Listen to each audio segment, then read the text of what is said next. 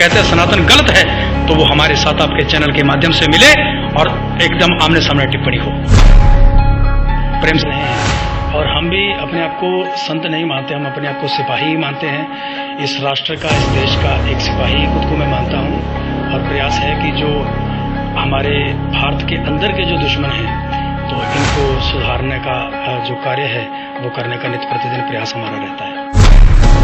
एक बहुत ही हम बहुत ही गरीब परिवार से थे शुरू से और जिंदगी में बहुत ऊंची और नीची परिस्थितियों को हमने देखा और समस्या ऐसी भी रही कि ऐसे माहौल में हम पले हैं, बड़े हुए हैं कि जिस माहौल को अभी आज भी हम याद करते हैं तो रोंगटे खड़े हो जाते हैं।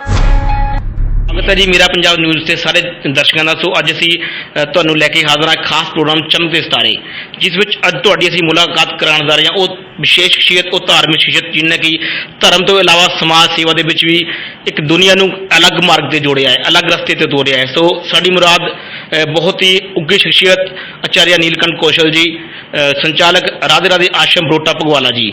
ਸੋ ਆਓ ਅਸੀਂ ਉਹਨਾਂ ਕਰਦੇ ਹਾਂ ਗੱਲਬਾਤ। स्वागत है जी आचार्य जी साढ़े चैनल से। जय श्री राधे, जय श्री कृष्णा। पहले तो आप और आपके चैनल को बहुत बहुत साधुवाद, जिन्होंने हमारे पास आकर के हमारी कुछ बातों को आम जनता तक पहुंचाने के लिए कदम उठाया। तो आप और आपके इस चैनल को प्रेम भरी राधे राधे और बहुत बहुत साधुवाद। आचार्य जी, ਅਸੀਂ ਇਸ ਚੈਨਲ ਦੇ ਰਾਸਤੇ ਕੁਝ ਖਾਸ ਗੱਲਾਂ ਲੋਕਾਂ ਤੱਕ ਪਹੁੰਚਾਉਣ ਦੀ ਕੋਸ਼ਿਸ਼ ਕਰ ਰਹੇ ਹਾਂ। ਸਭ ਤੋਂ ਪਹਿਲਾਂ ਅਸੀਂ ਜਾਣਨਾ ਚਾਹਾਂਗੇ ਤੁਹਾਡਾ ਜਨਮ ਕਿੱਥੇ ਹੋਇਆ ਤੇ ਤੁਹਾਡੇ ਪਰਿਵਾਰ ਵਿੱਚ ਕੌਣ-ਕੌਣ है? हमारा जन्म वैसे तो पंजाब में ही है, पंजाब और हिमाचल के बिल्कुल बॉर्डर पे ही हमारा जन्म हुआ है। वासी हम पंजाब के ही हैं, लेकिन शुरुआती में जो हमारे जहाँ पर हमारा घर है वहाँ पर जो प्राइमरी स्कूल था पंजाबी का, पंजाब का, तो वहाँ पर अच्छी विद्या देने वाले अच्छा सिस्टम नहीं था पढ़ाई का, तो हमें जाना पड़ा हिमाचल में, बहल पड़ता है साथ में। तो वहाँ जाकर के हमने जो अपनी शिक्षा है, प्राथमिक जो शिक्षा है वहाँ जाकर के प्राप्त की। हमारे घर में इस समय हमारे माताश्री हैं, पिताजी शिवचरण विलीन हैं और 4 बहनें हैं, एक हमारे बड़े भाई हैं और वो देश की सेवा कर रहे हैं, आर्मी में है वो, और वो देश की सेवा कर रहे हैं और वो बाहर के आतंकवादियों को, भारत के जो दुश्मन बाहर से अंदर आने की कोशिश करते हैं वो उनको वहाँ पर रोकने की कोशिश कर रहे हैं। और हम भी अपने आप को संत नहीं मानते, हम अपने आप को सिपाही ही मानते हैं। इस राष्ट्र का, इस देश का एक सिपाही खुद को मैं मानता हूँ और प्रयास है कि जो हमारे भारत के अंदर के जो दुश्मन हैं तो इनको सुधारने का जो कार्य है वो करने का नित्य प्रतिदिन प्रयास हमारा रहता है। सो महाराज, साडा अगला सवाल है, तुसी जो दस्से कि तुसी मुढ़ली विद्या जो कि बहल तो हासिल की, उस तो बाद जो तुसी अध्यात्म दी विद्या, धर्म दी विद्या जिस रास्ते तुसी चले हो, एक कितों हासिल की तो कदों हासिल की है? असल में हमारे जो पिताश्री थे और वो एक बहुत ही हम बहुत ही गरीब परिवार से थे शुरू से और ज़िंदगी में बहुत ऊंची और नीची परिस्थितियों को हमने देखा और समस्या ऐसी भी रही कि ऐसे माहौल में हम पले हैं, बड़े हुए हैं कि जिस माहौल को अभी आज भी हम याद करते हैं तो रोंगटे खड़े हो जाते हैं। और पिताश्री जो हमारे थे वो पढ़े लिखे तो इतने नहीं थे, ट्रक ड्राइवर थे, साधारण परिवार से हम संबंध रखते हैं, लेकिन वो ड्राइवर तो ज़रूर थे, लेकिन आज हमें लगता है कि वो वाकई संत थे। जब हम छोटे छोटे थे तभी वो कहा करते थे कि एक बेटे को मैं, अपने एक पुत्र को मैं देश की सेवा के लिए समर्पित करूंगा, जो आर्मी में जाकर के देश की सेवा करे, और दूसरे बेटे को, दूसरे पुत्र को मैं सनातन पे समर्पित करूंगा, जो सनातन की सेवा करेगा और जो पथभ्रष्ट लोग, सनातन से जो विमुख हो रहे हैं लोग, तो उनको जो मार्गदर्शन करके उनको पुनः सनातन की ओर जोड़े। तुसी किन्ने सालों तो करो तो ये प्रचार कर रहे हो, धर्म के मार्ग से रस्ते चुनिया है, तुसी करो तो ये मार्ग चुनिया जी? जिस समय पिताजी का प्रणांत हुआ, जब उनका स्वर्गवास हुआ, तो उनके स्वर्गवास से ठीक 1 महीना पहले वो हमें स्वयं अपने हाथों से श्री शक्ति संस्कृत महाविद्यालय श्री नैना देवी जी में हमारी वो एडमिशन करवा के आए और फिर नैना देवी में हमने शास्त्री की और उसके बाद फिर हम जींद में, हरियाणा में चले गए। जींद से लगभग 8-10 किलोमीटर आगे पांडु पिडारा क्षेत्र पड़ता है और वहाँ पर मर्यादा आश्रम है, लज्जाराम आश्रम, और वहाँ पर उस गुरुकुल आश्रम में हमने साहित्य आचार्य की, MA की, और उसके साथ चलते चलते वैसे जब शास्त्री हम कर रहे थे तो पिताजी का स्वर्गवास हो गया और हम एक एक दाने के लिए तरसने लगे, एक एक रुपए के लिए तरसने लगे। तो वो ज़रूरत भी थी और पिताश्री का सपना भी था कि मैं सनातन की सेवा करूं। तो उन तमाम परिस्थितियों में जो वो तमाम परिस्थितियां थी और उन पर जो विपरीत परिस्थितियों में जूझते हुए सनातन की ओर तो आना था ही हमने, लेकिन फिर संकल्प शक्ति और बढ़ गई और फिर सनातन की सेवा करने के लिए पहले तो कर्मकांड शुरू किया, लेकिन फिर कर्मकांड शुरू करने के बाद क्षेत्रों में देखा कि किस प्रकार से कुछ एंटी सनातनी लोग या कुछ विधर्मी लोग कैसे हमारे भोले भाले हिंदुओं को झूठे चमत्कार करके, बुद्धू बना करके उनका धर्म परिवर्तन करवा रहे हैं या उनको ठग रहे हैं। तो मन में एक तकलीफ थी, एक पीड़ा थी कि कभी वो समय आए, भगवान वो समय मुझे दे कि मैं लोगों के सामने आकर के एक अलग से रूप में तो लोगों का सही रूप से मार्गदर्शन कर सकूं। तो लोगों को उस पाखंडवाद से दूर करने के लिए और जो सनातन का गलत प्रचार करके लोगों को सनातन से दूर करने वाले हैं, तो प्रयास रहा कि उन लोगों के खिलाफ भी आवाज़ उठाऊं और उन सभी विपरीत परिस्थितियों में कहीं ना कहीं चोट खा खा करके आज हम आपके सामने यहाँ पर बैठे हैं। ਤੁਸੀਂ ਜੋ ਧਰਮ ਦਾ ਮਾਰਗ ਚੁਣਿਆ ਆਪਣੇ ਆਪ ਵਿੱਚ ਇੱਕ ਬੜਾ ਔਖਾ ਮਾਰਗ ਹੈ, ਪਰ ਤੁਸੀਂ ਬਹੁਤ ਲੰਬੇ ਸਮੇਂ ਤੋਂ ਅਸੀਂ ਵੀ ਮੰਨਦੇ ਕਿ ਤੁਸੀਂ ਲੋਕਾਂ ਦੀ ਸੇਵਾ ਕਰ ਰਹੇ ਹੋ, ਦੇਸ਼ ਦੀ ਸੇਵਾ ਕਰ ਰਹੇ ਹੋ। ਤੁਹਾਨੂੰ ਇਹ ਰਸਤਾ ਚੁਣਨ ਦੀ ਪ੍ਰੇਰਣਾ ਆਚਾर्य जी आखिर कित्थों मिली है? सबसे पहले तो हमारे जो मोक्ष गुरुदेव हैं श्री श्री 1008 परम सदगुरुदेव श्री गोपालपुरी जी महाराज, जहाँ पर आजकल परम श्रद्धेय सदगुरुदेव श्री केवलपुरी जी महाराज विराजमान हैं, तो संतों के चरणों में ही शुरू से हमारा आना जाना लगा रहा। बचपन से ही जब हम लगभग 5, 6, 7 वर्ष के थे, जब से हमने मतलब होश संभाले, तब से ही संतों के चरणों में आना जाना लगा रहा। तो संतों के वहाँ मर्यादा आश्रम है, वो भी वहाँ जाकर के सेवा करते रहे।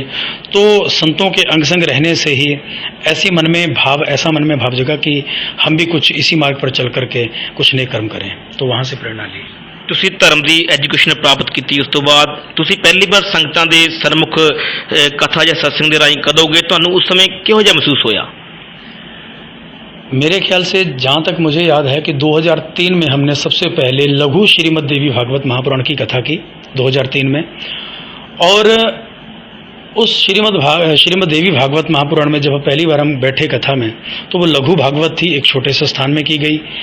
तो बहुत ही मतलब एक आत्म आनंद जिसको कहते हैं कि उसकी अनुभूति हुई, और संगत से जुड़ने के बाद पता चला कि वाकई इस दुनिया में लोग कितनी तकलीफ़ों में जी रहे हैं और हर एक इंसान प्रेम का भूखा है और सन्मार्ग उसको मिले जिस मार्ग पर चल कर के वो प्रभु के नज़दीक पहुँचे। ऐसी तड़प रखने वाले भी लोग हैं, सुख की आशा में लोग भटक रहे हैं इधर उधर। तो संगत के रूबरू लगभग 2003 में हुए हम पहली बार, और बहुत सुकून मिला। और तब से लेके 2003 से लेके आज 2020 तक ऐसी परिस्थिति रही है कि हमेशा हमारे पास दुखी ही लोग पधारे हैं, जितने भी आए हैं तो दुखिया ही लोग आए हैं, और स्वयं भी हम ऐसी ही परिस्थितियों से चोटें खा खा करके यहाँ तक पहुँचे हैं। तो एक प्रेम सा हो गया है, दुखिया लोगों से मिलकर के बड़ा आनंद महसूस होता है, और प्रयास रहता है कि जो भी राधे राधे आश्रम में रोता हुआ आए, तकलीफ में आए, तो वो यहाँ से मुस्कुराता हुआ जाए। और भगवान साक्षी हैं कि आज तक लगभग इन 17-18 सालों में ठाकुर जी की कृपा से जितने भी भक्तवृंद हमारे साथ मिले हों, तो उनमें से कोई एक आध मुझे याद नहीं, लेकिन जितने भी रोते हुए भक्तवृंद हमसे मिले हैं, आज वो हंसते खेलते अपने घर में अपना जीवन व्यतीत कर रहे हैं। और यही हमारा उद्देश्य भी है कि जीवन में सही मार्ग का मार्गदर्शन करके, सही मार्ग के बारे में लोगों को बता करके, सही मार्ग पर चला करके जो भगवान ने हमें ये कार्य सौंपा है, इसको ईमानदारी से निभाएं। ਆਪ ਜੀ ਨੇ ਧਰਮ ਪ੍ਰਚਾਰ ਦੇ ਨਾਲ ਲੋਕ ਕਲਿਆਣ ਦਾ ਰਸਤਾ ਚੁਣਿਆ ਹੈ, ਲੋਕ ਸੇਵਾ ਦਾ ਰਸਤਾ ਬੜਾ ਅੱਛਾ, ਬੜਾ ਸੱਚਾ ਰਸਤਾ ਹੈ। ਸੋ ਤੁਸੀਂ ਇਸ ਦੇ ਲਈ ਆਪਣਾ ਇਸ ਆਸ਼ਰਮ ਦਾ ਨਿਰਮਾਣ ਕੀਤਾ ਹੈ। ਤੁਸੀਂ ਕੁਝ ਥੋੜਾ ਜਿਹਾ ਇਸ ਆਸ਼ਰਮ ਦੇ ਬਾਰੇ ਸੰਗਤਾਂ ਨੂੰ ਇਸ ਚੈਨਲ ਦੇ ਮਾਧਿਅਮ ਰਾਹੀਂ ਦੱਸੋਗੇ? शुरू से ही प्रयास रहा है कि गरीब और बेसहारा जो लोग हैं उनको सहारा दिया जाए, और इस आश्रम से, जब से इस आश्रम का लगभग 8 साल पहले कार्य शुरू हुआ इस आश्रम का, तो उससे पहले तो जो हमने सत्कर्म किए हैं तो उस हिसाब से नहीं कर पाए जिस हिसाब से अब कर रहे हैं। और अब भी इस आश्रम में लगातार प्रयास है कि जो गरीब परिवार हैं उनकी बच्चियों का विवाह करने का प्रयास हमारा रहा है शुरू से ही, और लगभग साल में 8-10 लाख रुपए तक का हम कन्यादान करते हैं हर वर्ष। और जितने भी गरीब परिवार हमारे पास आकर के पहुंचते हैं उनकी बच्चियों की शादी में पहले तो हमारा उनको ये कहना होता है कि आप आकर के राधे राधे आश्रम में अपने बच्चियों का विवाह करिए, सारा ही खर्च हमारा आश्रम उठाएगा और बहुत बढ़िया से बढ़िया तरीके से उनकी बच्चियों का विवाह किया जाएगा। लेकिन किसी कारणवश यदि लोग यहाँ पर अपनी बच्चियों का विवाह नहीं कर पाते हैं तो उनके घर में ही उनको वस्त्र, बर्तन, राशन और धनराशि और जो आभूषण हमसे जितना ज़्यादा से ज़्यादा बन पड़ता है वो उन बच्चियों की शादी में दान किया जाता है। और महीने में कई बार 10-10 बच्चियों की शादी में भी कन्यादान किया जाता है। लेकिन एक बड़ी विचित्रता हमारा एक शुरू से ही स्वभाव रहा है कि अखबारों में आकर के अपना फोटो चिपका करके हमें यश बटोरने की हमारी इच्छा शुरू से नहीं रही, क्योंकि ठाकुर जी करवा रहे हैं, ठाकुर जी कर रहे हैं और हम तो बीच में एक बचोला हैं, बीच में छोटे से, तो बीच में आकर के कि हम अपना फोटो चिपका करके अपनी जय जयकार करवाएं, तो उस विषय से कहीं ना कहीं हम दूर हैं। और प्रयास है कि आगे भी हम थोड़ा पीछे ही रहें इस विषय में, क्योंकि जब अखबार में हम फोटो छिपवाएंगे, आजकल आप जानते ही हैं कि घरों में कितने क्लेश हैं, देवरानी की जेठानी के साथ नहीं बनती, जेठानी की देवरानी के साथ नहीं बनती। तो जिन बच्चियों को कहीं ना कहीं हम कन्यादान करेंगे, फोटो खिंचवा करके अखबार में फोटो छिपवा देंगे और बाद में वो बच्चियां जब शादी के बाद अपने घरों में जाएंगी तो आपको पता ही है कि आजकल देवियां किस प्रकार छोटी छोटी बातों पर क्लेश करती हैं। तो कहीं पर हमारी वजह से हम अपनी जय जयकार करवाने के चक्कर में कहीं उन बच्चियों के माथे पर जो हमने दान किया है या उनके माता पिता ने जो बेबसी में हमसे दान लिया है, कहीं वो कलंक बन करके उनके माथे पर तो तिलक नहीं लगता है। तो उस विषय से भी हम दूर हैं कि जो हम सत्कर्म करते ही हैं तो हम उनको गुप्त रूप से करें। लेकिन हाँ, ये जो सारे सत्कर्म है ये संगत के बीच में किए जाते हैं, फोटो वगैरह नहीं खींचने देते हैं। संगत के बीच में भी करने का इसलिए प्रयास रहता है कि जो संगत पैसा देती है, कम से कम संगत को ये पता चले कि जो हम धन दे रहे हैं, चाहे वो गौ सेवा के लिए है, चाहे वो गरीब कन्याओं की शादी के लिए है, या गरीब बच्चों की पढ़ाई के लिए है, या फिर गरीब लोगों की सहायता के लिए है, तो हमारा पैसा, हमारा जो धन है, हालांकि संगत को विश्वास है, पूर्ण विश्वास है, लेकिन फिर भी हम अपना कर्तव्य समझते हैं कि संगत के सामने ही वो सारा कार्य किया जाए ताकि संगत प्रसन्न होकर के और भी आगे से ज़्यादा दान करें और उनको ये भी मन में विश्वास बना रहे कि हम गुरुदेव के पास, महाराज जी के पास, ठाकुर जी के चरणों में जो धन जिस हेतु से दान कर रहे हैं तो वो धन वहाँ पर पहुँच रहा है। सो आचार्य जी, धर्म का रास्ता कहने की सेवा का रास्ता बड़ा औखा है, इस विच कड़ी सच्चाई है कि सेवा देश की जिंदड़ी बड़ी औखी, गल्लां करनियां ढेर सुखलियां ने, जिन्हां देश सेवा में पैर पाया उन्होंने लख मुसीबत चलियां ने। तुसीं लंबे समय तो समाज की सेवा कर रहे हो, धर्म का प्रचार कर रहे हो, कि तुहानूं इस रास्ते में कोई रुकावट कदे आई या किसी ने तुहाडे इस काम दे विच रुकावट खड़ी हो, किहो जिहियां मुश्किलां तुहानूं इस रास्ते में आईयां? असल में देखिए, जो सत्य के मार्ग पर चला है उसको युगों युगों से परेशानियों को और रुकावटों का सामना करना पड़ा है। चाहे आप सतयुग से लेकर के त्रेता और द्वापर युग तक देख लीजिए, कितनी कथाएं हैं कि जिन्होंने भी सच्चाई को लोगों तक पहुंचाने की कोशिश की है, झूठे और दुष्ट लोगों ने उनका मार्ग अवरुद्ध करने का प्रयास किया है। तो इस विषय में मैं ज़्यादा ना कहते हुए ये जरूर कहूँगा कि परेशानियाँ सच्चे लोगों के जीवन का हिस्सा है और संघर्ष ही हमें और ज़्यादा हमारे अंतःकरण को, आत्मविश्वास को मजबूत करता है कि जितनी परेशानियां हमको सच्चाई के मार्ग पर चल के आएंगी, हम उतने ही अंतःकरण से विश्वास और हमारा सुदृढ़ होगा और उन मुसीबतों का, उन संकटों का उतना ही ज़्यादा हम सामना करेंगे। और रही मुसीबतों की बात या जो विरोध की बात है, तो आप तो जानते ही हैं कि आजकल सनातन के ऊपर कितने टिप्पणियाँ हो रही हैं। कितने लोग हैं जो युगों युगों से जो धर्म था और आज भी मात्र एक ही धर्म है, जिस धर्म की रक्षा करने के लिए सच्चे पातशाह गुरु गोविंद सिंह जी और कितने ही हिंदुओं ने उस सिख पंथ में शामिल होकर के अपने धर्म की रक्षा के लिए बलिदान किया, सच्चे पातशाह ने भी कुर्बानी की। तो आज उस धर्म के लिए कितनी बुरी बुरी टिप्पणियां हो रही हैं। तो वो जो गंदे लोग हैं उनका जो धंधा है कि लोगों को पीछे लगाओ, और लोग पीछे तब लगेंगे जब वो हम सनातनियों के विरोध में कुछ कहेंगे। आज आप जानते ही हैं कि कलयुग में उन लोगों का बोलबाला ज़्यादा है जो लोग उल्टा काम करने वाले हैं।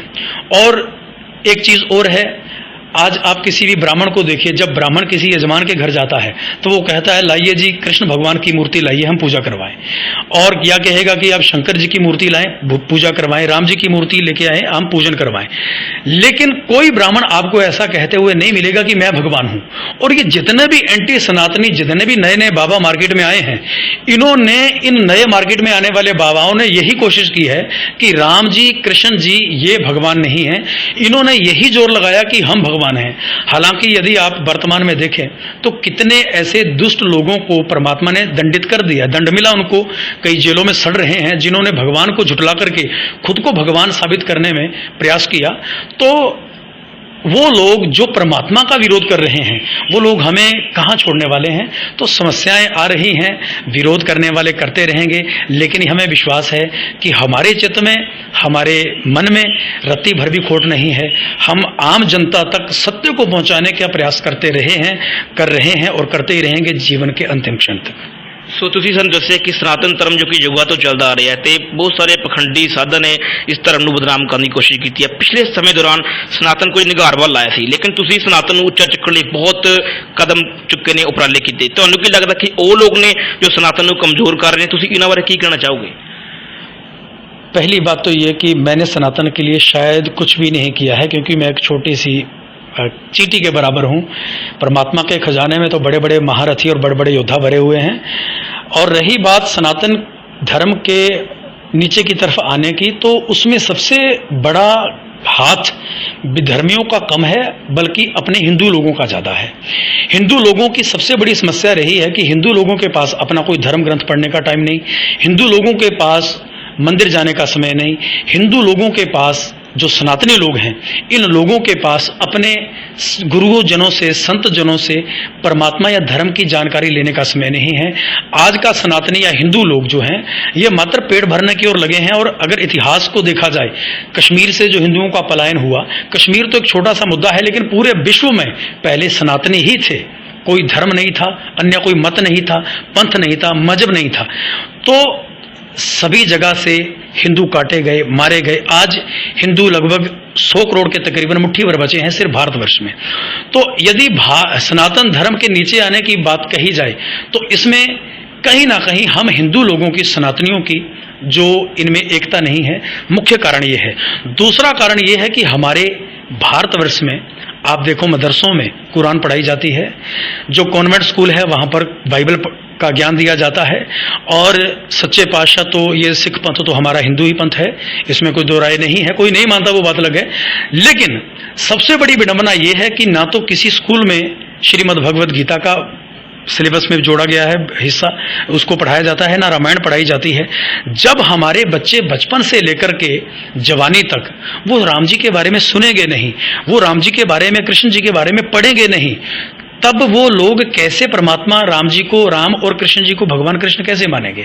और रही बात सनातन के नीचे की तरफ आने की, तो ये तो युगों युगों से होता रहा। सतयुग में हिरण्याक्ष और हिरण्यकशिपु ने सनातन को नीचे करने की कोशिश की, तो परमात्मा आए और उन्होंने वराह और नरसिंह बनकर के उनको ठिकाने लगाया, सनातन का फिर से उत्थान किया।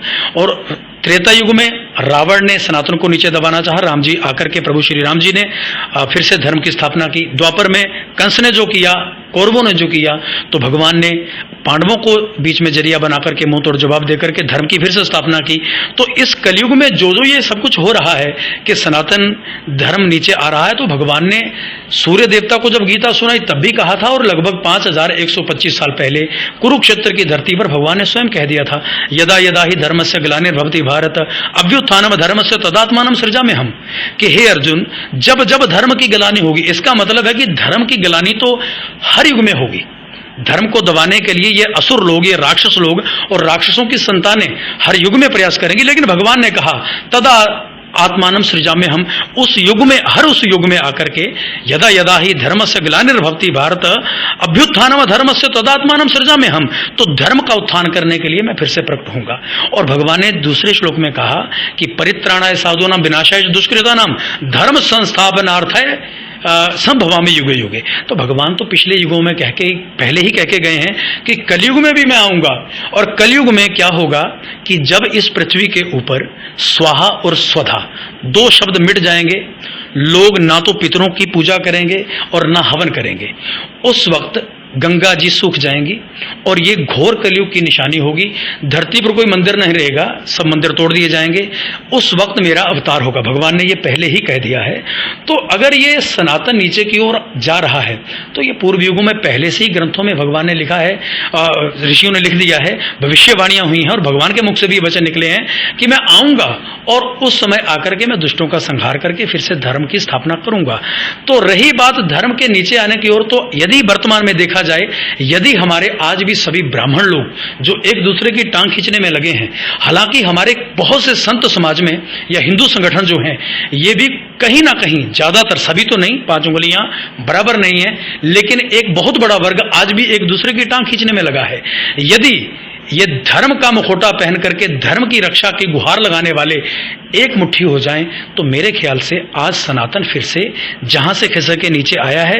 हम सभी ब्राह्मण, सभी हिंदू यदि प्रयास करें, अपने धर्म को जानें, अपनी संतान को धर्म का ज्ञान दें, तो धर्म की गिलानी हो ही नहीं सकती। तो धर्म के बारे में जब बच्चे जानेंगे, नई पीढ़ी जो आएगी वो जो प्रभु श्री राम जी के बारे में जानेंगे, उनकी मर्यादा के जो नियम है उन मर्यादाओं के बारे में सुनेंगे तो मर्यादित होंगे, तो धर्म की गिलानी हो ही नहीं सकती। तो कहीं ना कहीं विधर्मी, मैंने कई बार ये कथा में भी कहा है कि पाप इसलिए नहीं बढ़ रहा कि पापी पाप कर रहे हैं, बल्कि पाप इसलिए बढ़ रहा है कि धर्मी लोग चुप बैठ करके तमाशा देख रहे हैं। तो हम धर्मी लोगों को उन पापियों के खिलाफ आवाज उठानी चाहिए और जितना हम कर सकते हैं उतना प्रयास करना चाहिए। बाकी तो होगा वही जो ठाकुर जी की इच्छा है। आचार्य जी, बीते समय 'ਚ ਇੱਕ ਪੰਜਾਬੀ ਕਲਾਕਾਰ ਨੇ ਗੀਤ ਪੇਸ਼ ਕੀਤਾ ਜਿਸ ਵਿੱਚ ਉਸਨੇ ਧਰਮ ਦੇ ਉੱਪਰ ਕਾਫੀ ਉਂਗਲੀਆਂ ਉਠਾਈਆਂ, ਜਿਵੇਂ ਕਿ ਉਸਨੇ ਭਗਵਾਨ ਸ਼ਿਵ ਸ਼ੰਕਰ ਦੇ ਸ਼ਿਵਲਿੰਗ ਪ੍ਰਤਿਮਾ ਤੇ ਦੁੱਧ ਚੜਾਉਣ ਦਾ ਖੰਡਨ ਕੀਤਾ।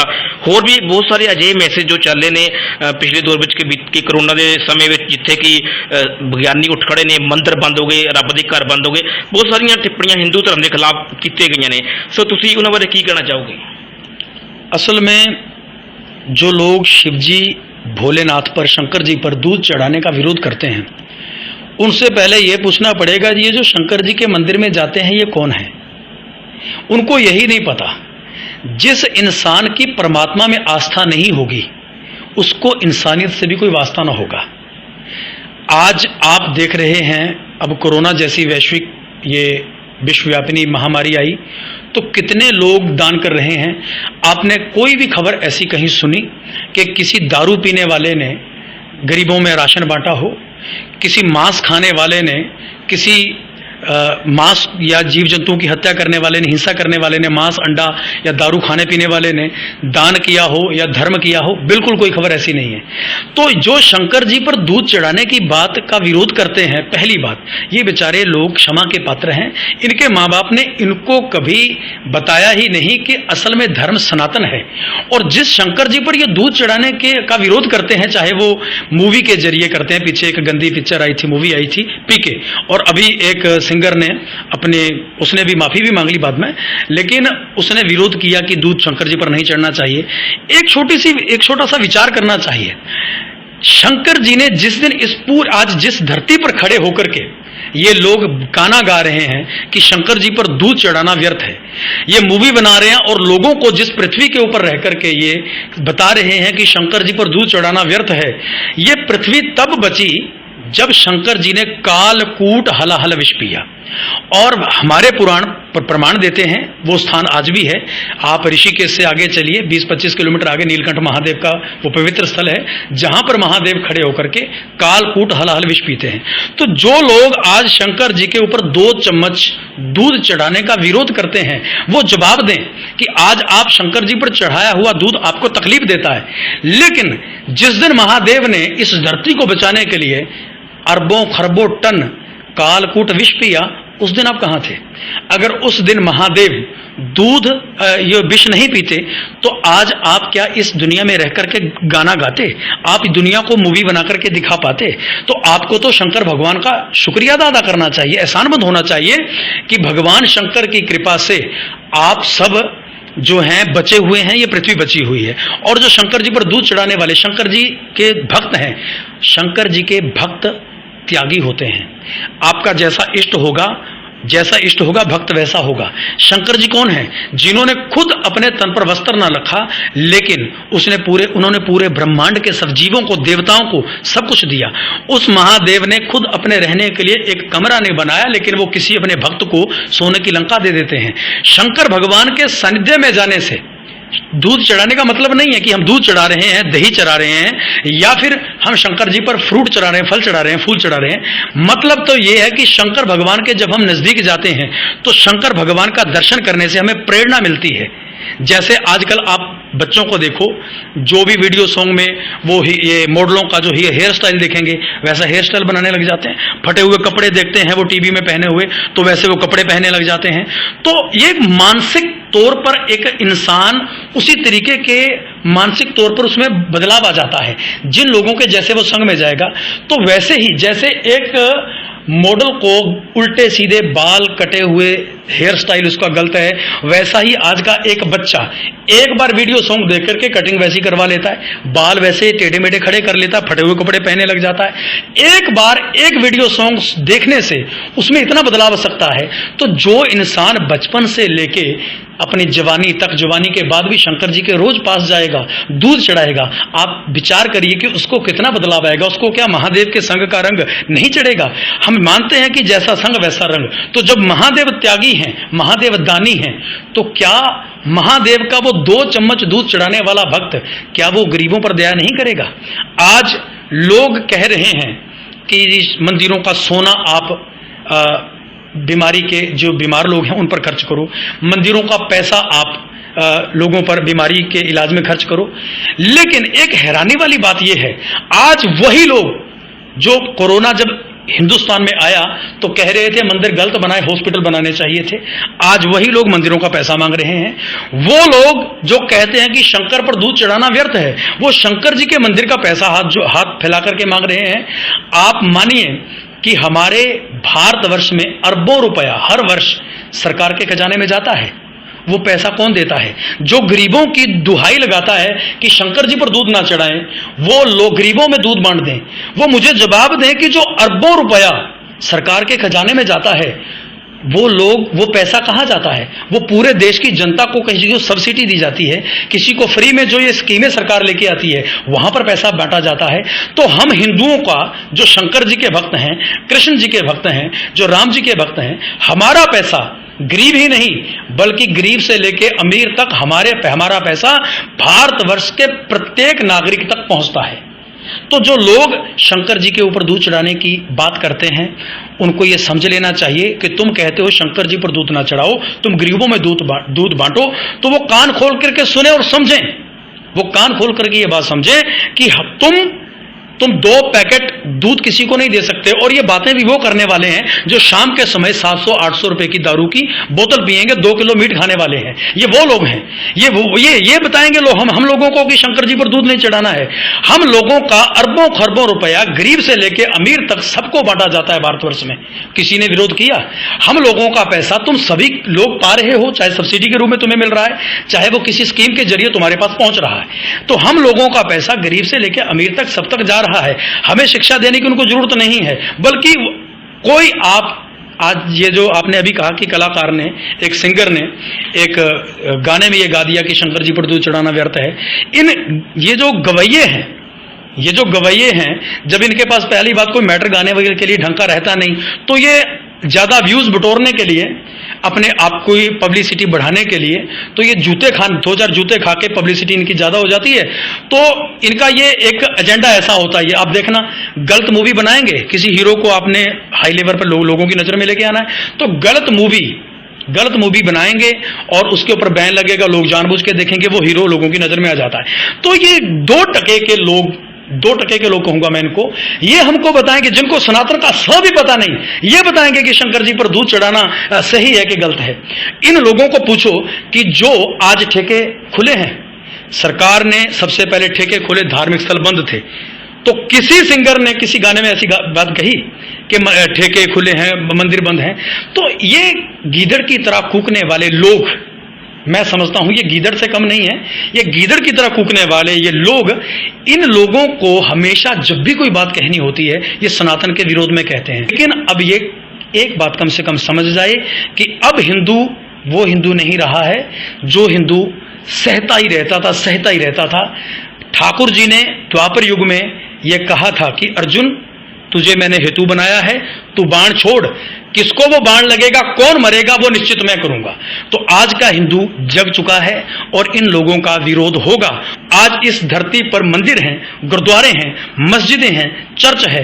ना इस धरती पर मंदिर होता, ना गुरुद्वारा होता, ना चर्च होती, ना ही कोई मस्जिद होती, अगर महादेव उस कालकूट विष को नहीं पीते। लेकिन जो लोग सनातन और सनातनियों की आस्था और श्रद्धा के खिलाफ बोलेंगे और जो लोग श्री कृष्ण भगवान राम जी और महादेव के प्रति, हमारे देवताओं के प्रति गलत टिप्पणी करेंगे, उनका मुंह तोड़ जवाब देंगे और उनका संपूर्ण रूप से बहिष्कार करेंगे। और ये वही लोग हैं, मैं फिर से एक बार दोहराऊं, जो महादेव के ऊपर टिप्पणी करते हैं। अभी आपने देखा एक दुष्ट ने, एक पापी ने शिवलिंग के ऊपर कुछ गलत लिखा। ये लोग कौन हैं? ये लोग वही हैं जिनको चंद पैसे मिल जाते हैं जूते खाने के लिए, इनको लोग आगे कर देते हैं, जो राक्षसों की औलादें हैं। ये वही लोग हैं। ये राक्षसों का वंश अभी भी खत्म नहीं हुआ है, उन्हीं राक्षसों के वंशज हैं ये, और ये धीरे धीरे समाप्त होंगे। और रही बात कि जो लोग सनातन विरोधी बातें करते हैं, वो कान खोल के सुने कि तुम अपने वंश के अपने हाथों से अपने वंश का विनाश करने वाले हो, और तुम्हारे वंश का विनाश परमात्मा करेंगे, लेकिन तुम्हारा डिब्बा बंद हम सनातनी करेंगे, हम हिंदू लोग करेंगे। इसलिए तुम किसी भी मत से हो, किसी पंथ से हो, किसी मजहब से हो, हम तुम्हारी इज्जत करते हैं, सम्मान करते हैं।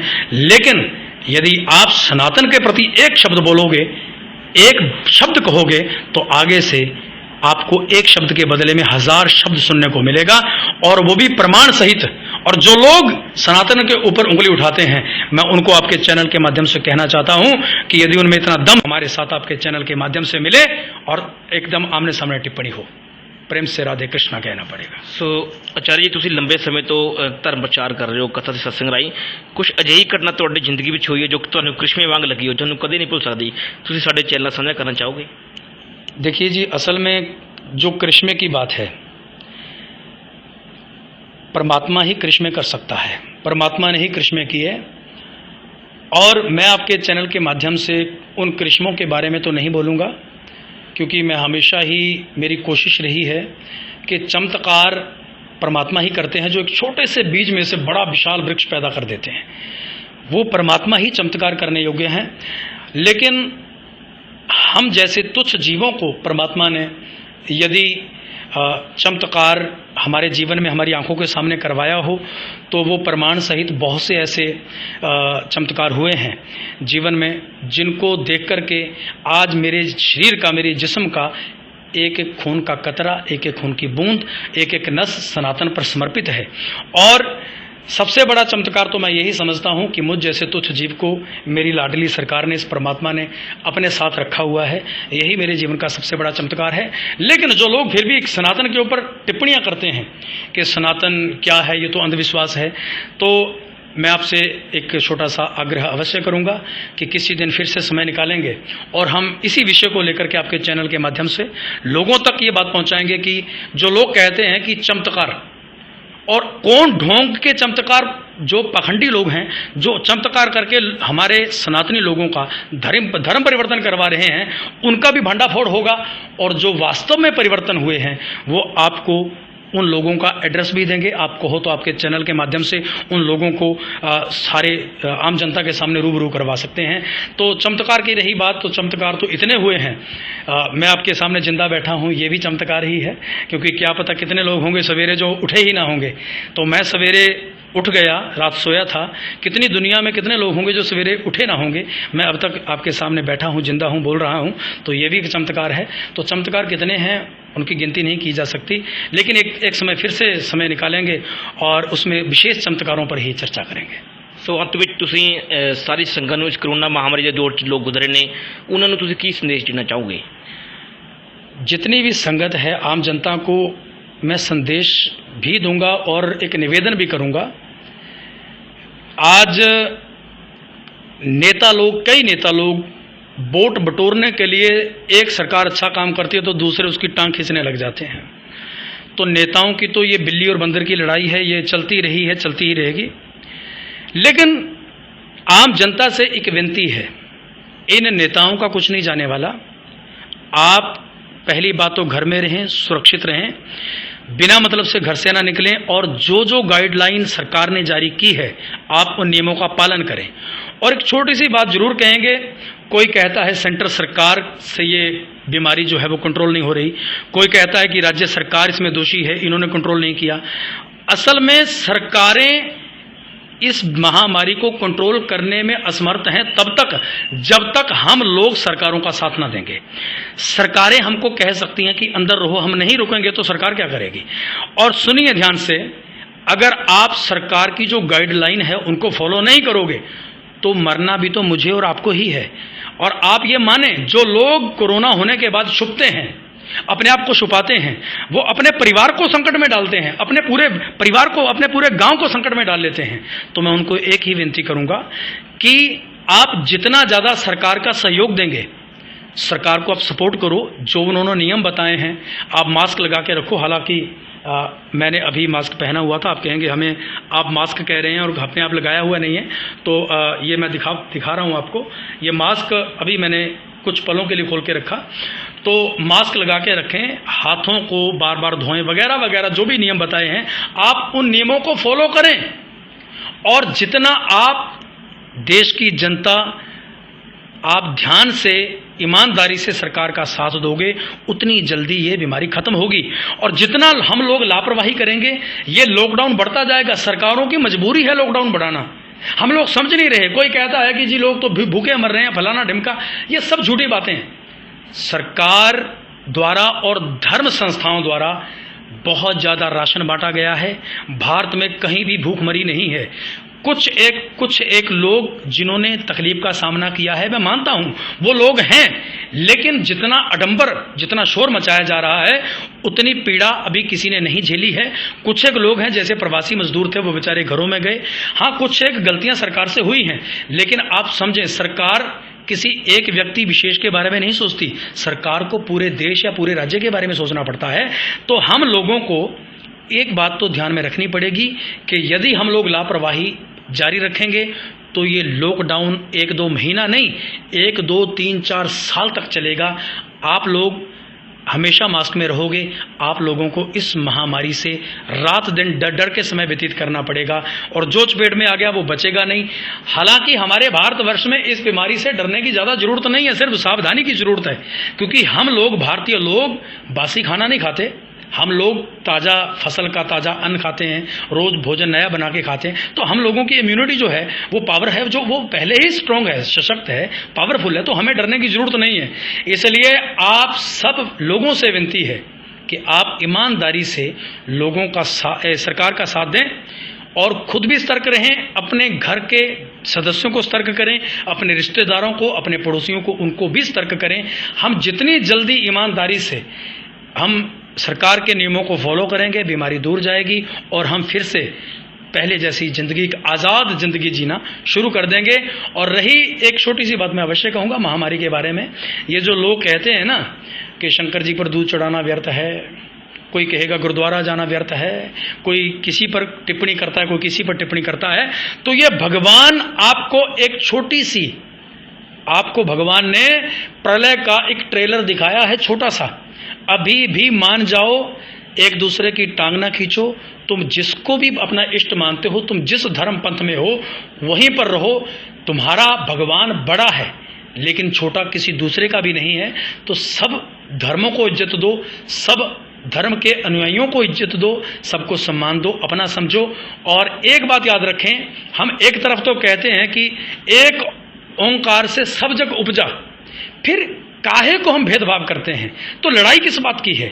चाहे आप किसी मुसलमान को पूछ लीजिए, किसी क्रिश्चियन को पूछ लीजिए, हिंदू तो चलो कहते ही हैं सर्वे भवन्तु सुखिनः, या हमारे सिख भाई लोग हैं, सबको पूछ लो कि परमात्मा बोले एक है। जब परमात्मा एक है तो फिर लोगों में लड़ाई किस बात की है? सोचने वाली तो बात यह है कि हम लड़ क्यों रहे हैं जब परमात्मा ही एक है। तो हम लोगों को परमात्मा के सभी रूपों की इज्जत करनी है, उनको सम्मान देना है, और सब लोग सरकार को सपोर्ट करें, उनके दी हुई जो गाइडलाइन है उनको आप फॉलो करें। और मेरा विश्वास है यदि पूरे भारतवर्ष के लोग ईमानदारी से, ज़्यादा नहीं 1 महीना सरकार को ईमानदारी से सरकार के नियमों को फॉलो कर लें तो 1 महीना के अंदर अंदर हम इस बीमारी को हरा सकते हैं, विजय प्राप्त कर सकते हैं। ਸੋ ਤੁਸੀਂ ਸੁਣੇ ਅੱਜ ਇਸ ਖਾਸ ਐਪੀਸੋਡ ਵਿੱਚ ਸਾਡੇ ਨਾਲ ਰੂਬਰੂ ਸੀ ਆਚਾਰਿਆ ਨੀਲਕੰਠ ਕੌਸ਼ਲ ਜੀ। ਉਹਨਾਂ ਵੱਲੋਂ ਵੱਖ-ਵੱਖ ਵਿਸ਼ਿਆਂ ਰਾਹੀਂ ਸਾਨੂੰ ਜਿੱਥੇ ਕਿ ਆਪਣੀ ਜੀਵਨੀ ਬਾਰੇ ਦੱਸਿਆ ਗਿਆ, ਉੱਥੇ ਹੀ ਸਮਾਜ ਵਿੱਚ ਫੈਲੀਆਂ ਵੱਖ-ਵੱਖ ਕੁਰੀਤੀਆਂ ਬਾਰੇ ਵੀ ਉਹਨਾਂ ਆਵਾਜ਼ ਬੁਲੰਦ ਕੀਤੀ। ਇਸੇ ਤਰੀਕੇ ਨਾਲ ਅਸੀਂ ਅਗਲੇ ਐਪੀਸੋਡ ਵਿੱਚ ਹੋਰ ਚਮਕਦੇ ਸਿਤਾਰੇ ਨੂੰ ਤੁਹਾਡੇ ਰੂਬਰੂ ਕਰਾਂਗੇ। ਤਦ ਤੱਕ ਲਈ ਸਾਰਿਆਂ ਦਾ ਬਹੁਤ-ਬਹੁਤ ਧੰਨਵਾਦ।